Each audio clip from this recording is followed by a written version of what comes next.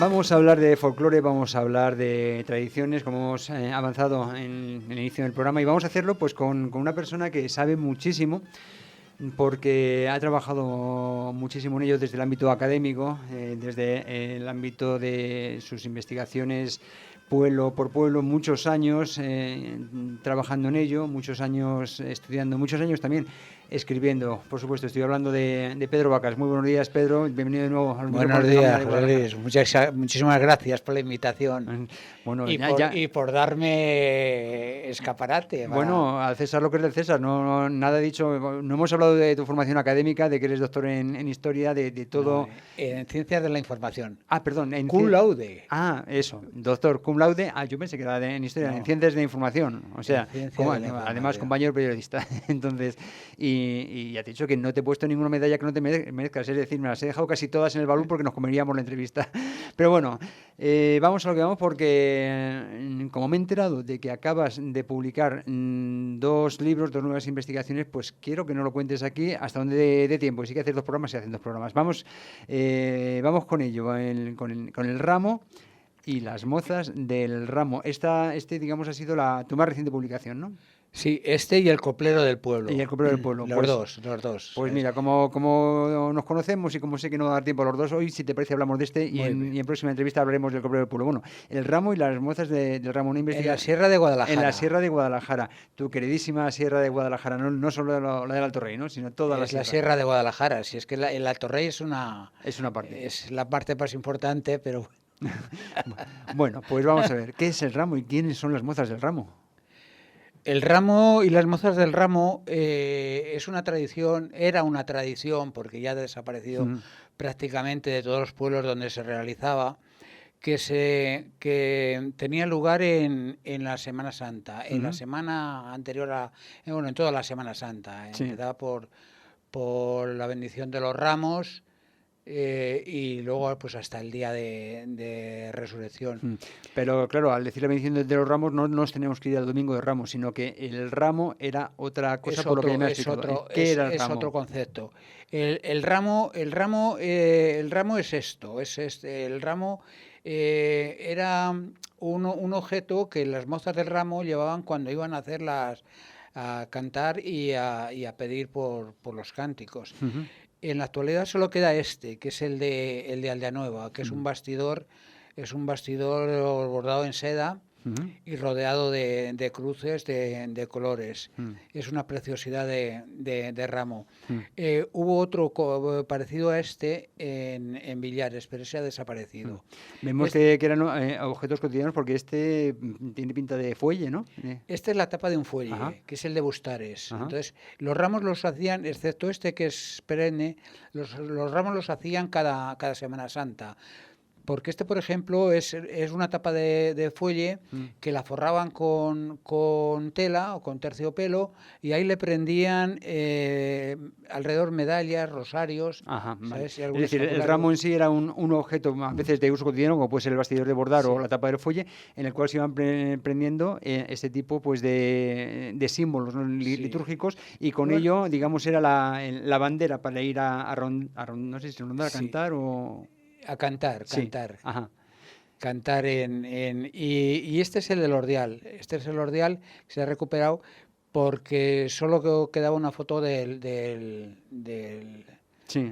ramo primitivo, ¿no? Del ramo primitivo, porque bueno, lo hacían con flores de papel, y las flores de papel pues se destruyen. Entonces solo quedó la carcasa. Bueno, ¿por qué se hacía esto? ¿Por qué se hacían los ramos? ¿Por qué se hacían estos cánticos? El ramo se hacían básicamente para pedir limosna, dinero, que consistía en huevos o dinero en efectivo, para comprar la cera que alumbraba el monumento de la Semana Santa. Ya vamos encontrando el vínculo. Sí. En la mitad de lo recaudado lo utilizaban en la cera, en comprar velas, las mozas del ramo, y la otra mitad lo utilizaban en hacerse ellas una merienda el domingo de Pascua para todas ellas. O sea, hacían un homenaje. Sí. ¿Sabes? Y esto eran grupos que iban surgiendo en las localidades de la Sierra de Guadalajara y como costumbre año tras año, que eran las mozas o eran las mujeres que lo hacían o... Eran las mozas y cada pueblo tenía sus particularidades. En el Ordial, por ejemplo, eran 6 mozas con una mayorala, que es donde se hallaban en su casa. Y solo podían estar las mozas hasta que cumplían 28 años. Ajá. O sea, una vez que cumplían 28 años dejaban de entrar en las mozas del ramo. Claro. Y en Bustares eran todas las mozas. Ujú. Y en las navas, incluso las niñas iban también aprendiendo y se unían a la comitiva de cantar. Entonces cantaban y pedían en todas las casas del pueblo y pedían a los forasteros que en esa fecha pudieran llegar al pueblo, pedían a los mozos, ¿sabes? Pedían a los labradores, pedían a todo el que se pusiera por delante, al cura, al maestro. Y como decíamos, un poco por una buena causa, por 2 buenas causas, lo de conseguir la cera para el monumento y después, claro, lo de darse un pequeño ágape para ellas mismas. Esto está, yo no sé dónde encuentra raíces esta tradición, pero tiene pinta de ser bastante antigua, ¿no? Pues es que no lo sé dónde están las raíces de esta tradición, porque lo que creo que se utilizaba en las parroquias que eran pobres. Uh-huh. Ah, vale, que no vale. tenían Que no no tenían posibles para la cera del monumento. para hacer, Vale, o la vale. gente del pueblo. Hay localidades que tienen posibles, entonces pues, ofrecían una vela, un velón, Uh-huh. o 2 o 10, ¿sabes? Sí. Y yo creo que era más en los pueblos, sobre todo en los pueblos, ¿sabes? De la Serra, que somos pobres. Somos pobres de dinero, aunque no de ricos tradiciones y cultura. aunque ricos de felicidad. Eso es, ¿sabes? eso es. Bueno, Y creo también, porque no hay datos, que la correa de transmisión eran los curas. Entonces los curas que estaban, como los cambiaban cada 4 años o cada 5, no sé cuándo los cambiaban, se llevaban también algunas de las costumbres o de las tradiciones que habían visto claro. en otros pueblos. Claro. A lo mejor en pueblos en los que no existía esta tradición, pero a la que llegaba un cura que venía de otro pueblo en el que sí existía, digamos, ese era el modo en el que se iba expandiendo, ¿no? Por toda la sierra, y no sé si a lo mejor fuera de la provincia de Guadalajara también se ha registrado este tipo. Sí. Hay tradición en Burgos, hay los pueblos de Burgos, también unos pueblos que también tienen la tradición de las mozas del ramo y de las canciones, que son unas canciones preciosas, son unas canciones muy bonitas. Enseguida iremos con las canciones, pero quería preguntarte antes, porque claro, tú has hecho una recopilación y lo vas describiendo, esta festividad o esta tradición, por diferentes pueblos de la sierra. He estado ojeando el índice y veo que has estado en muchísimos sitios recopilándolo, ¿no? He recopilado, bueno, aquí en este libro están los ramos de... los ramos es la canción, se llama la canción, que nos faltaba también de hacer ese apunte. Los ramos era el ramo del arao, el ramo del reloj, el ramo de las 15 rosas, el ramo de la pasión, el ramo de la... Eso es el ramo, ¿sabes? Es decir, que la temática de las canciones no es estrictamente litúrgica, sino que estamos hablando también de temas cotidianos. Sí, pero son litúrgicas. O sea, tiene que ver. Están describiendo la pasión de Jesucristo y son todas relacionadas con la Semana Santa. ¿sabes? ¿No? Que como me hablabas del arado y como claro, es que el arado es un símbolo que se da muy bien. Entonces, el arado, todas las piezas del arado va describiendo la pasión de Jesucristo. ¿Sí? ¿Cómo? Cuéntame. Pues buscaremos lo mismo que el reloj. ¿Como el reloj también? El reloj o el de la baraja. Es decir, es un modo, claro, de una especie de catequesis desde objetos cotidianos, desde el arado o desde el reloj, claro, o desde los naipes para ir contando las Sagradas Escrituras y que se nos vaya quedando, claro, aunque sea golpe de copla. Era más fácil, era más fácil el que se quedara la gente con un romance, con unos versos que además rimaban y con un objeto cotidiano como ellos lo conocían. A ver, vamos a ver un ejemplo, el del arado. El del arado dice: la reja era la lengua la que todo lo decía, Válgame el Divino Dios y la Sagrada María. Y seguía por la esteva. La esteva era el rosal, donde salen los olores. María coge colores de su vientre virginal. El pezcuño es el que aprieta todas estas ligazones. En él podéis contemplar afligidos corazones. Las orejeras son dos. Dios las abrió con sus manos. Significan las puertas de la gloria que aguardamos. Entonces te vas describiendo todo. Lo que decíamos, las citas, el timón, todo lo que es el arado. La lavija, las velortas, el yugo, los bueyes, los frontiles, los collares, la azuela, el gañán, el surco, las semillas, las toparras. Va buscando los paralelismos, va buscando las conexiones para que, claro, en un pueblo todo el mundo sabía cada una de las partes del arado y aprovechándose de eso, pues una especie de regla mnemotécnica, ¿no? Pues para vincularlo a lo litúrgico. La hijada, el agua y termina así. Ya se concluyó el arado de la pasión de Jesús. Adoremos a María que nos dé su gracia y luz. Ese es el... Oye, en el caso del reloj, porque el reloj tiene piezas que son mucho más complejas que un arado y mucho menos conocidas. Efectivamente, pero en el reloj lo que te marca son las horas. Es la 1, las 2, las 3, las 4. Claro, o sea, claro. Te digo que son unas canciones bonitas, hermosas y muy ilustrativas y educativas. Dice... a la una de blasfemo e impío Caifás os nota, y enseguida contra vos la chusma vil se alborota. A las dos falsos testigos acusan vuestra inocencia. ¡Qué impiedad y qué descanso! ¡Qué indignidad! ¡Qué insolencia! A las tres os escarnecen e insultan unos villanos que con sacrílegas manos os dan lo que ellos merecen.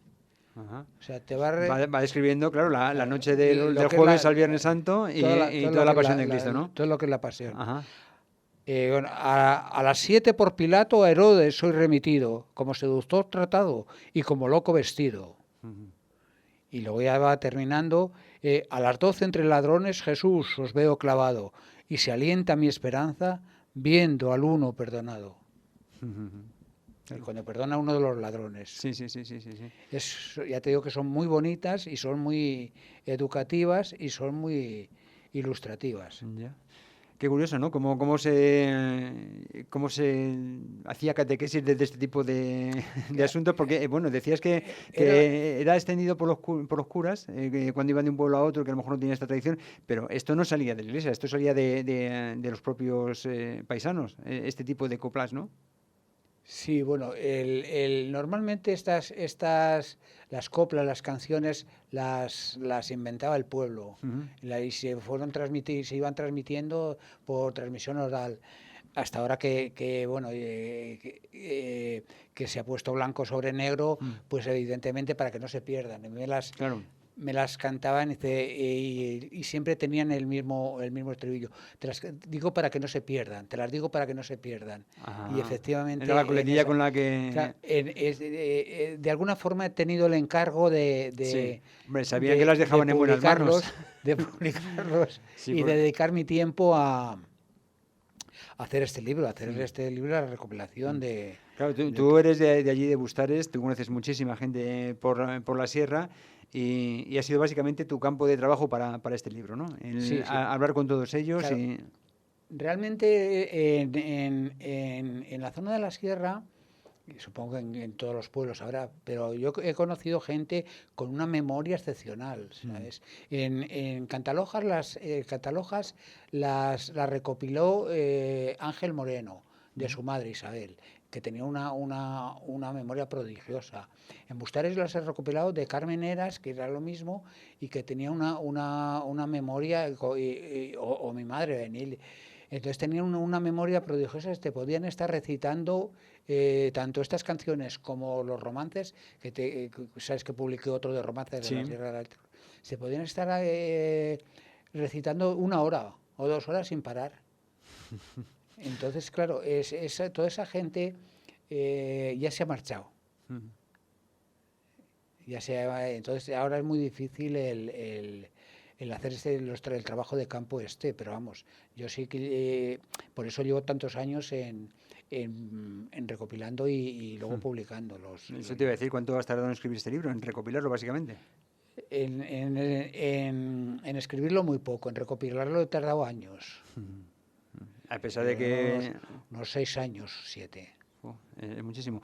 Describe muy bien, ¿no? Por así decirlo, el ambiente precuaresmal que existía en los pueblos de la sierra.